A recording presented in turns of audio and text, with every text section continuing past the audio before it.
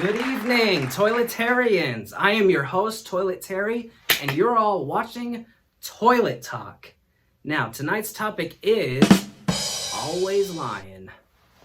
Telling y'all, I knew of this kid one time named Roger, or I heard of this kid. He was always lying. In college, he would always be late to every single one of his classes. Every single one of them, including psychology. He'd show up late to psychology class, and his professor would be like, "Roger, why are you late?" But you see, she had her doctorate in psychology, so she could always tell when people were lying, so he did not do a very good job.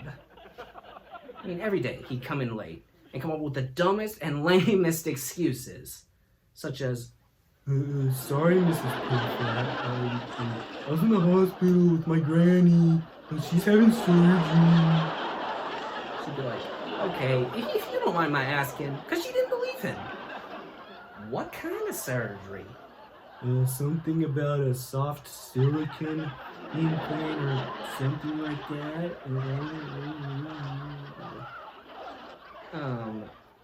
Okay. Which was in one of my movies, by the way. That is actually where I got the inspiration for one of my movie scenes. What is the surgery on? Something about soft silicone implant or something like that. Okay. Oh boy, I kid you not. Miss Pigfat's response to Roger was the same every time, folks. Every time, her response would be like, "Right, go sit down. Go sit down. Go sit down, Roger." It's like, the correct response would be Roger, Roger. Roger, Roger. She would hook up Roger to a polygraph just to torment him and ask him the darndest and most embarrassing questions imaginable. Such as, "Roger, have you ever cheated on your girlfriend?" He'd be like, "No!" Notice how his voice went from To She's like, "Roger, your voice just went up a whole octave. I'm a psychologist, so I know that means that you're lying to me."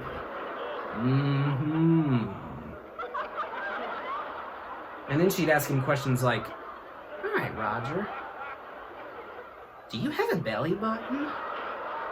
The polygraph would go crazy. Crazy. And he wouldn't even answer. He wouldn't even have to answer for the polygraph to go crazy after that. "I'm running away! That's it! That's it! Me and girlfriend number 7 are out of this place. We're out!" He and my grandfather went to school together. I guarantee you, if my grandfather ever got a chance to speak at his wedding, since the rumors started floating around not too long after it happened and it got to him, ooh, yeah, he would tell that story. Oh man, he would stop the wedding just like that, folks. Heck, I'll bet that story has even reached Catfish Junction by now. So if you ever want to run for a candidate for anything, Roger, sorry, even Catfish Junction I don't think is gonna want you. Heck, I don't even think he ever got married, which is good because that story don't need to be hidden anywhere else. It's floated around everywhere all these years. But I do hear now that he is a trumpet player, but he is just so bad, people, that every time he plays, the whole time you're just wanting to say, "Excuse you, excuse you, excuse you, excuse you, excuse you, excuse you." I will bet that if you ever went to one of his shows and hooked him up to a polygraph, well, not on stage, because that would be awkward, but let's say later on, you know, you ask him to play for you personally, you hook him up to a polygraph the entire time he's playing the trumpet, and the whole time he's playing, you keep saying, "Excuse you, excuse you, excuse you, excuse you," the polygraph would go nuts. I tell you, nuts.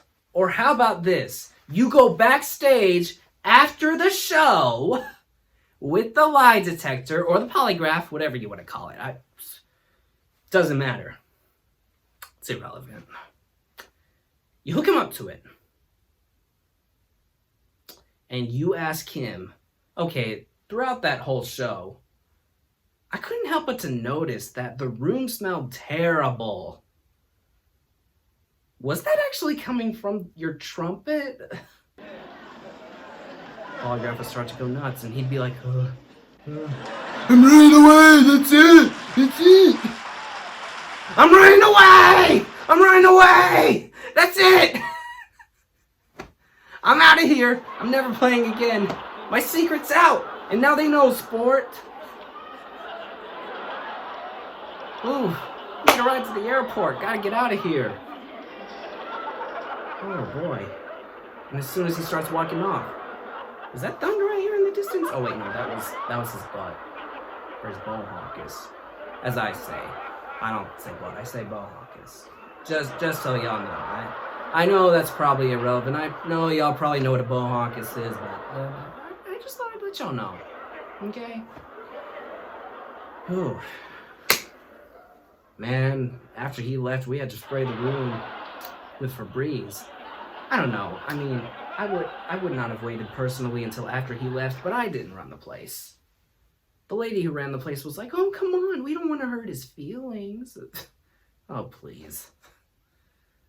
Oh, boy. Ain't y'all ever seen dogs whose buttholes open when they bark? I'll bet you he was like that. He was probably, like, when he played the trumpet, it was like the barking. And when he farted, it was like the dog's butthole opening. Every time he barked.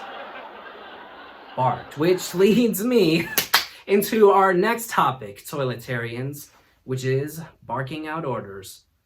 Join us then. Don't forget to click subscribe for more content. We out. Good night, everybody.